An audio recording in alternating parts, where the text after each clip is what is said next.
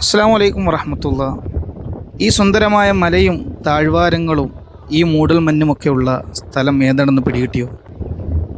കേരളത്തിലെ തന്നെ വളരെ പ്രശസ്തമായ തിരുവനന്തപുരം ജില്ലയിലെ ഒരു വിനോദസഞ്ചാര കേന്ദ്രമാകുന്ന വിതുര പൊന്മുടിയിലെ ഒരുപാട് വിനോദസഞ്ചാരികൾ എന്നും വരാൻ ആഗ്രഹിക്കുന്ന വളരെ പ്രധാനപ്പെട്ട ഒരു സ്ഥലത്താണ് നാം ഇന്ന് എത്തിയിരിക്കുന്നത്.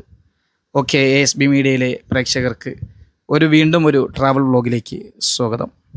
ഇപ്രാവശ്യത്തെ പെരുന്നാളിന് ഇവിടെ പോകാം എന്ന ചിന്തയിൽ പെട്ടെന്ന് ഉദിച്ചു വന്നത് ഈ ഒരു ഏറ്റവും ടോപ്പിലുള്ള പൊന്മുടി. അറബിക്കടലിൽ നിന്നും കടൽ നിരപ്പിൽ നിന്നും 11,000 കിലോമീറ്റർ ഉയരെയാണ് നാം എത്തിയിരിക്കുന്നത്. ഒരുപാട് യാത്ര ചെയ്തു, 61 കിലോമീറ്റർ തിരുവനന്തപുരം ജില്ലയിൽ നിന്ന് യാത്ര ചെയ്തിട്ടാണ് ഈ സുന്ദരമായ സ്ഥലത്തേക്ക് എത്തിയിരിക്കുന്നത്.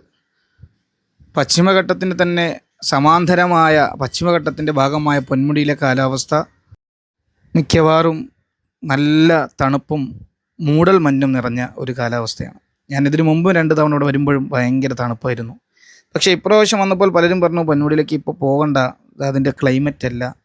കാരണം നല്ല ചൂടുള്ള സമയത്താണ് നമ്മൾ, നല്ല തിളയ്ക്കുന്ന ചൂട്. എന്നാൽ യാത്ര വരുമ്പോഴും നമുക്കൊരു പ്രതീക്ഷയുണ്ട്, ഹൈ റേഞ്ചിലേക്ക് മുകളിലോട്ട് പോകുന്നതനുസരിച്ച് നമുക്ക് തണുപ്പ് കിട്ടുമെന്ന്.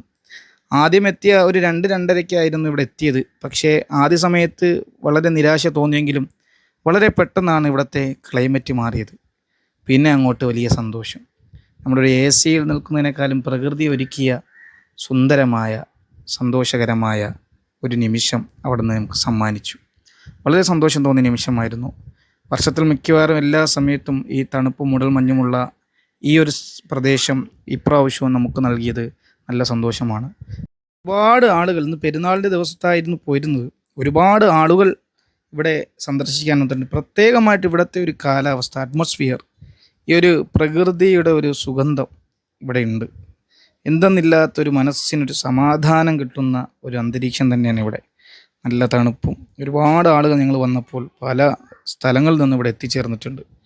അപ്പോൾ ഈ പൊന്മുടി എന്ന് പറയുന്ന പേര് കിട്ടാനുള്ള കാരണം എന്താണ്? ഒരുപാട് വിശ്വാസങ്ങളുണ്ട്. കാണിക്കാരായ ആദിവാസികൾ വിശ്വസിക്കുന്നത് ഈ പൊന്മുടി എന്ന് പേര് മലദൈവങ്ങൾ പൊന്നുകൊണ്ട് സൂക്ഷിക്കുന്ന മലയാണ് പൊന്മുടി, അതുകൊണ്ടാണ് ഇതിന് പേര് കിട്ടിയെന്ന് കാരണം എന്നൊരു വിശ്വാസം. പിന്നെ ചിലർ പറയുന്നത്, ചരിത്രകാരന്മാർ പറയുന്നത് ബുദ്ധ-ജൈന സംസ്കാരമാണ് ഇവിടെ ആദ്യകാലത്തുണ്ടായിരുന്നത് എന്നവർ അഭിപ്രായമാണ്. അവർ ബുദ്ധരും ജൈനരും അവരുടെ ദേവനെ പൊന്നൊയിര് ദേവൻ, പൊന്നൊയിർ കോൺ എന്നൊക്കെ വിളിച്ചിരുന്നു. ഇതിൽ നിന്നാണ് ഈ മലയ്ക്ക് പൊന്മുടി എന്ന് പേര് വന്നതെന്നാണ് അവിടെ കരുതുന്നത്. പൊന്മുടിക്ക് പൊന്നമ്പലമേട്, പൊന്നോമല, പൊന്മന തുടങ്ങിയ ഒരുപാട് പേരുകളുണ്ട് എന്നും വാദങ്ങളുണ്ട്.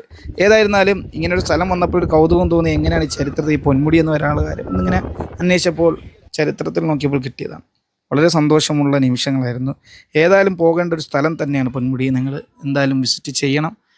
നമ്മുടെ പ്രിയമുള്ളവരുമായിട്ട് ഒന്ന് പോയി നോക്കണം. ഞങ്ങൾക്ക് എൻട്രി ഫീസായിട്ട് ഞങ്ങൾക്ക് 2 ആളുകൾക്ക് 40 വെച്ച് 80 രൂപയായിരുന്നു. 2 വീലർ ആയതുകൊണ്ട് 20 രൂപ, അങ്ങനെ മൊത്തം 100 രൂപയുടെ ചിലവ് അവിടെ ഉണ്ടായിരുന്നുള്ളൂ. പിന്നെ അങ്ങോട്ടുള്ള യാത്ര വളരെ മനോഹരമാണ്. നമ്മുടെ ഓരോരോ ഹെയർ പിന്ന് വളവുകൾ കയറിപ്പോകുന്ന യാത്ര. 2 വീലറൊക്കെ ആകുമ്പോൾ അത് ആസ്വദിച്ച് നമുക്ക് പോകാൻ കഴിയും. ഏതായാലും ഇതിൻ്റെ ടിക്കറ്റ് ഞാൻ നിങ്ങളെ കാണിച്ചിരിക്കുകയാണ്.